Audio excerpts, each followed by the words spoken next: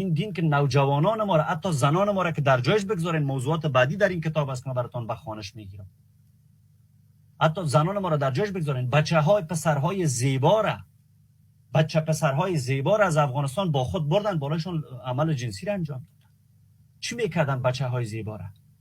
این ربی چی کار داشت با پسرهای زیبای افغانستان؟ 1000 دانه را با خودش برد. یعنی از چند تا خانواده، شاید از 1000 تا خانواده 1000 فرزند را گرفت و بالا اینا شاید چقدر تجاوز کردن اینها. الان شما که وجدان دارین، یک بار قضاوت کنین، یک بار خودتان را امت ندانین، یک بار خودتان را هموطن و همدرد با من بدانین که آتیست هستم. چقدر دردآور است این مسئله. این یک گوشه از تجاوزها است، این یک گوشه از دردهای ما است، این یک گوشه از شکستاندن هویت و غرور مردم ما در افغانستان. یک گوشه بسیار کوچکش، 0.00002% هم نمیشه. در ادامه این متن اگر من براتون بخونم، اشک بیگانه به حال ما میریزه، اشک نمیدونم کور به حال ما میریزه. ما عقده ندارم در برابر اسلام، من نمیگم اینها باید کشته شوند، من نمیگم مسلمان باید قتل شود. تو هموطن ما که مسلمان هستی، فکر کن که این آیین را اجداد تو با پسرهای زیبایشان که به آلت تناسلی اونها تقدیم کرده پذیرفتی. و کابل را چگونه گرفتن، هرات ما را چگونه گرفتن، حمامهای هرات را بیاد دارید، بازارهای القندهاریات را در عربستان سعودی که دختران پشتون ما خرید فروش میشه بیاد دارید.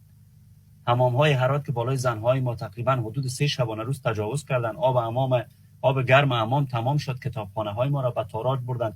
10 تا کتاب تاریخی در مورد آتش زدن کتابخانه های کشور ما که محمد گفته هر آن چیزی از در اسلام از بجز اسلام، هر کتابی را شما در این کشورهایی که میتازین یافتین آتش بزنید. چرا؟ چون باید هویت را نابود کنیم تا این مردم به هویت قبل از اسلام خود بر نگردن و دوباره این دین را ترک نکنن. اما اون خاطر است که ما امروز گمراه هستیم. من نمیدانم که افغانستان زادش از نخستین گامی که افغانستان برداشته است کجا بوده، آریانا چی است. نمیدانم که چه وقت ما با ایران بزرگ یک جا بودیم، چه وقت جدا شدیم، چون تمام این کتابخانه های ما آتش زده شد.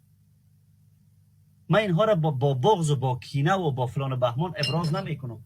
من حیث یک فردی که تاریخ اسلام را خواندم، قرآن را بلد هستم، با احادیث آشنایی دارم، اینها دردهای اجداد ما نیستن، اینها دردهای امروز فرزندان کشور ما هستند. ای کاش این مسئله اون وقت تمام میشد.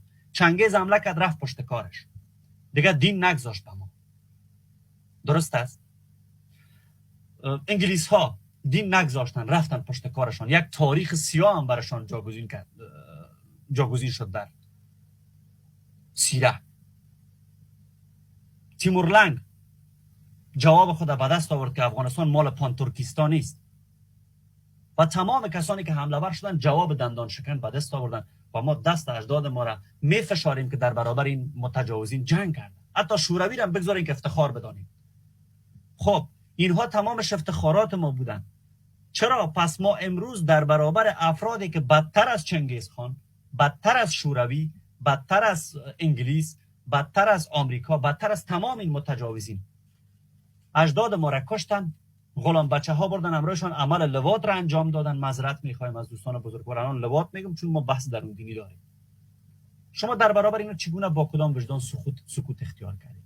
ما فقط میخوایم از یک مسلمان همین جواب را بشنوم که با این تجاوزها چگونه شما امروز میایین میگین که اشهد ان لا اله الا الله وحده لا شریک له و اشهد ان محمدا عبده و رسوله، و با کدام وجدان سر به سجده به طرف قبله خم میکنین که 1000 دانه بچه ما را، پسر کودکای ما را از افغانستان بردین در امو قبله بالایشان تجاوز کردین. این قبله برای شما چگونه تا امروز مقدس است؟ ما میخوایم اینی را بشنویم. فقط برای من بسیار جالب است که یک جوان مسلمان افغان چی پاسخی داره به سوالای من. همین حرفای من را چگونه تحلیل میکنه، چگونه رد میکنه، چگونه من از این گمراهی نجات میده. من شاید گمراه باشم، شاید ندانم، شاید نادان باشم. من شنونده می باشم ببینیم که این دوستان مسلمان ما آیا حرفی دارن در برابر این موارد.